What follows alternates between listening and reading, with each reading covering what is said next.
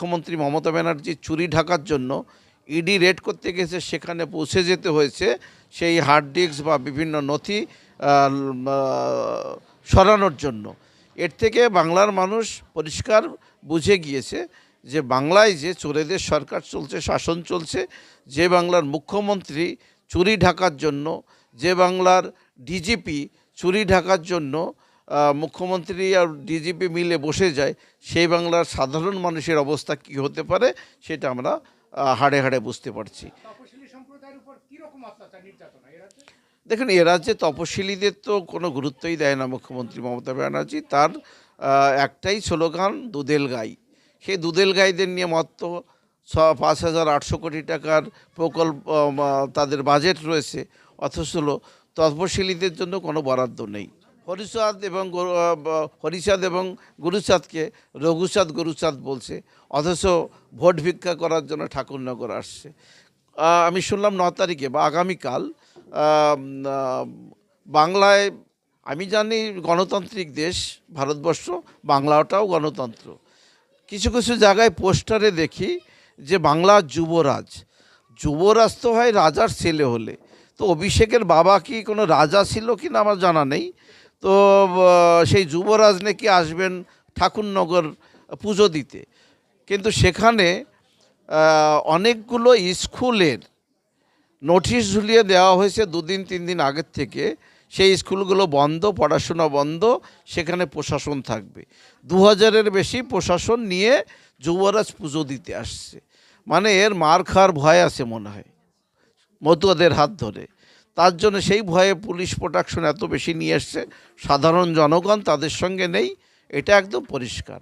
তাই police protection নিয়ে এইভাবে মন্দিরে পুজো দিতে আসছে। পুজো দিতে আসুক, সে জেড ক্যাটাগরি সিকিউরিটি পায়, 30-40টা সিকিউরিটি থাকতেই পারে তার সঙ্গে। তার মানে এই নয় যে আমি 2000, 2500, 3000 পুলিশ নিয়ে এসে আমি আমার ক্ষমতা জাহির করছি। এই ক্ষমতার পতন 2026-এ হবে। মমতা ব্যানার্জি এবং ভাইপো দুইজনকে জেলখানায় আপনারা দেখবেন, একদম পরিষ্কার। ভাইপো তো জেলে যাচ্ছেই, আর মমতা ব্যানার্জির বিভিন্ন ভাষণ শুনে আমার তো মনে হয় মাথায় গণ্ডগোল আছে, ওনাকে মেন্টাল হসপিটালে পাঠান। বনগাঁ দক্ষিণ বিধানসভার অন্তর্গত 4 নম্বর মণ্ডলে 2026 তপশিলি সম্পর্ক অভিযান নিয়ে আমরা বৈঠকে বসেছিলাম তপন ভাই মহাশয়ের বাড়িতে। শতাধিক লোকের উপরে তপশিলি সমাজের মানুষকে নিয়ে বসে আজকের এই বৈঠক হলো। আমাদের একটা পরিষ্কার লক্ষ্য এবং উদ্দেশ্য, ভারতীয় জনতা পার্টি সর্বস্তরের মানুষকে সঙ্গে নিয়ে ভারতবর্ষের উন্নয়ন করাই আমাদের মূল লক্ষ্য।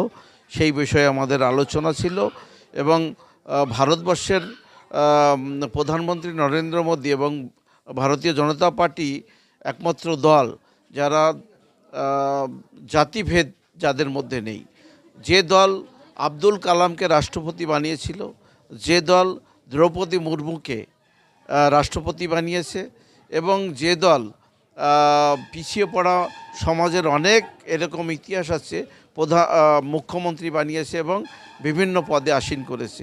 অতএব ভারতীয় জনতা পার্টি আমরা করি, আমরা আমাদের গর্ব।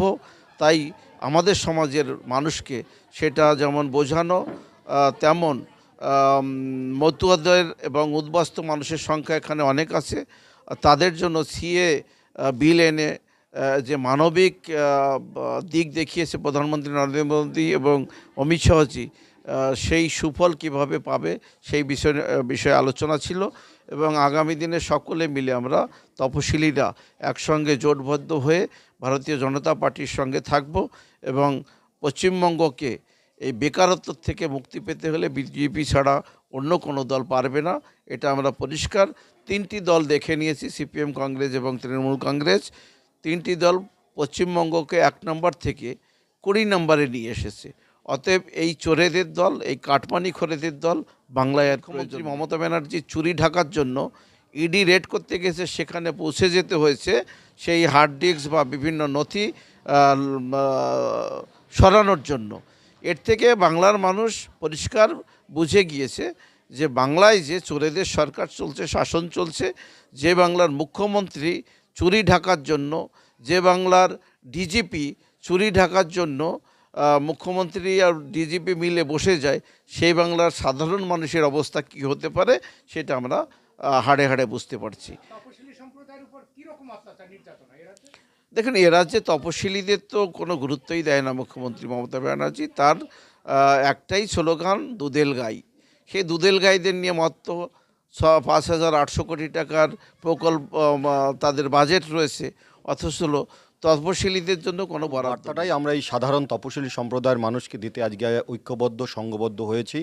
আগামী নির্বাচন, সেই নির্বাচনকে পাখির চোখ করে তপশিলীদের সার্বিক উন্নয়ন ঘটানোর জন্য আমরা বিভিন্ন অঞ্চলে বিভিন্ন বুথে আমরা এরকম তপশিলি মানুষগুলোকে সজাগ করার জন্য আমরা সম্পর্ক অভিযান করছি। সেই সম্পর্ক অভিযানের মধ্য থেকেই তাদের যা প্রাপ্য, তাদের যা ক্ষমতা, তাদের যা বাহুবল, তাদের যা প্রাপ্য ছিল সেগুলো এতদিন পায়নি, বঞ্চিত হয়েছে, সেগুলো যাতে পুনরায় পেতে পারে। আমরা 26 সালে ডবল ইঞ্জিন সরকার, পশ্চিমবঙ্গ ক্ষমতায় এসে সোনার বাংলা করব, তপশিলি পিছিয়ে পড়া মানুষগুলোকে সার্বিক উন্নয়ন ঘটাবো এবং এই মানুষগুলোকে ভারতের নাগরিকত্ব দেবো। এটাই হচ্ছে ভারতীয় জনতা পার্টির মূল এজেন্ডা। সেই জন্যই আমরা এখানে ঐক্যবদ্ধ হয়েছি। উদ্বাস্তুরা নাগরিকত্ব পাবে, মমতা ব্যানার্জি তার বিরোধিতা করছে এবং আগামীকাল অভিষেক ব্যানার্জি ঠাকুরনগর আসবে। আপনি কি বলবেন? এই অভিষেক ব্যানার্জির এই যে মিথ্যা ব্যাপারটা অ্যাকচুয়ালি বুঝতে পেরেছে, মুসলিম ভোট সরে গেছে মমতা ব্যানার্জির কাছ থেকে। এখন মতুয়া বাড়ি যদি একটু পুজো দিতে পারি তাহলে হয়তো কিছুটা মাইলেজ পেতে পারি, সেই ভাবনার উপরে ভিত্তি করে উনি একবার আসার চেষ্টা করেছিলেন। মমতা ব্যানার্জি কিছুদিন আগে বনগাঁ চাঁদপাড়া হয়ে একটা হেঁটে কিছুটা দূর গিয়েছিলেন, পরবর্তীকালে গাড়ি করে উনি আবার চলে গেছেন। সেই গাড়ি করে চলে যাওয়ার পর ঠাকুরনগর ঠাকুরবাড়ি ঢোকার আর রিস্ক নেননি। ঠিক সেরকমভাবে আগামীকাল 9 তারিখ অভিষেক ব্যানার্জি ঠাকুরনগর ঠাকুরবাড়ি আসার একটা জোরালো প্রচেষ্টা চালিয়ে যাচ্ছে। ওই প্রচেষ্টা মতুয়া সমাজ, তপশিলি সমাজ তারা সেখান থেকে তাকে বিরত করবে। তাকে ঠাকুরবাড়িতে পুজো দেওয়ার কোনো রকমের ব্যবস্থা করা হবে না যতক্ষণ না অবধি মমতা বন্দ্যোপাধ্যায় আমাদের সম্মানীয় স্বর্গীয় ঠাকুর হরিচাঁদ গুরুচাঁদকে নিয়ে যে কুরুচিকর মন্তব্য করেছে তার ক্ষমা না চাইছে, ততক্ষণ পর্যন্ত আমরা এই পিছিয়ে পড়া তপশিলি মানুষ, মতুয়া মানুষ অভিষেক বন্দ্যোপাধ্যায়কে ঠাকুরবাড়িতে পুজো দিতে দেব না। উনি যদি জোর দেখান, বল প্রয়োগ করতে চান, তার রিটার্ন আমরা দেব, তার জন্য আমরা মুখে আছি। অভিষেক ব্যানার্জিকে আবার সতর্ক করছি, আপনার যদি মতুয়া বাড়ি আসতে হয়, আপনার যদি হরিচাঁদ গুরুচাঁদকে পুজো করতে হয়, পুজো দিতে হয়, তাহলে আপনার যে সাধারণ সিকিউরিটি আছে 5-7-10 জনকে নিয়ে আসুন, পুজো দিন, তাতে আমাদের কোনো আপত্তি নেই। কিন্তু উনি যদি ওনার বল প্রয়োগ করতে চায় তাহলে আমরাও সর্বশক্তি দিয়ে সেই বল রুখে দেব। এটা আমাদের তপশিলি এবং মতুয়াদের পক্ষ থেকে আপনাদেরকে গ্যারান্টি দিচ্ছি। উদ্বাস্তুদের একটা বার্তা দিচ্ছি। উদ্বাস্তু সমাজকে আমাদের সবথেকে প্রথম বিষয় হচ্ছে আমাদেরকে এই ভারতবর্ষের বিজেপি সরকার প্রথম নাগরিকত্ব দেওয়ার একটা আইন পাশ করেছে, সিএএ, সিটিজেনশিপ অ্যামেন্ডমেন্ট অ্যাক্ট।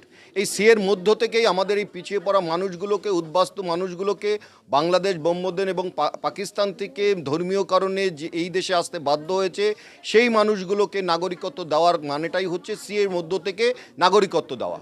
সেই নাগরিকত্ব দেওয়ার জন্য আপনাদেরকে সিএর অ্যাপ্লাই করতে বলছি। আপনাদের নাম যদি ম্যাপিংয়ে কাটা যায়ও, 2002 সালের ম্যাপিংয়ে যদি আপনার নামটা নাও থাকে, আপনার ভোটার লিস্ট থেকে নাম চলে গেলেও আপনারা আপনার সিএর অ্যাপ্লিকেশনের মানে সার্টিফিকেটটা নিয়ে আপনি 6 নম্বর ফর্ম ফিল আপ করে আপনি জমা করুন। আপনার নাগরিকত্ব ভারত সরকার, স্বরাষ্ট্র দপ্তর, নির্বাচন কমিশনের মধ্য থেকে দেওয়ার জন্য বদ্ধপরিকর। আপনাদেরকে বারবার আহ্বান করছি, আপনারা বিভিন্ন জায়গায় যে সিএর ক্যাম্পগুলো আছে সেই ক্যাম্পগুলোতে আপনারা অ্যাপ্লাই করুন এবং নাগরিকত্ব ভারতবর্ষের নিন এবং ভোটার লিস্টে আপনার নাম নথিভুক্ত করুন।